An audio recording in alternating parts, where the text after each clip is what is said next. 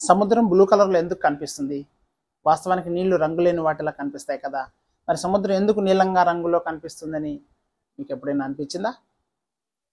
అసలు విషయం ఏంటంటే సూర్యకిరణాలు ఎరుపు, నారింజ, పసుపు, ఆకుపచ్చ, నీలం, ఇండిగో, వైలెట్ ఇలా అన్ని రకాల రంగులతో కలిగి ఉంటాయి.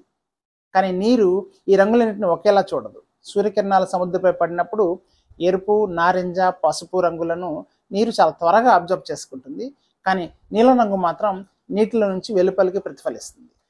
ఆ బ్లూ కలర్ రిఫ్లెక్షన్ మన కళ్ళకి చేరుతుంది. అందువల్ల మనకి సముద్రం అందమైన నీలం రంగులో కనిపిస్తూ ఉంటుంది. అదే తీరం దగ్గర అయితే సముద్రం ఆకుపచ్చ రంగు, టర్కాయిజ్ రంగుల్లో కనిపిస్తుంది. అది ఎందుకంటే అక్కడ నీటి లోతు తక్కువగా ఉంటుంది. సూర్యకిరణాలు మట్టి, ఇసుక గవ్వలు, ఇంకా చిన్న ఆల్గే మొక్కలపై పడి రిఫ్లెక్ట్ అయ్యి బయటకు వస్తాయి. అవి నీలం కాంతితో కలిసి ఆ అందమైన ఆకుపచ్చ, నీలి ఆకుపచ్చ రంగులను సృష్టిస్తాయి. ఎంత అద్భుతంగా ఉంటాయో చూడటానికి. మీరు అబ్జర్వ్ చేస్తే మబ్బులు ఉన్న రోజుల్లో అయితే సముద్రం బూడిద రంగులో కూడా కనిపిస్తుంది.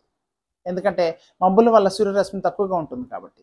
అట్లాగే అలలు ఎగిసి పడుతున్నప్పుడు కూడా అలలు ఇసుకను, మట్టిని పైకి ఎగదోస్తాయి. అప్పుడు సముద్రం లేత బ్రౌన్ రంగులో కనిపిస్తుంది.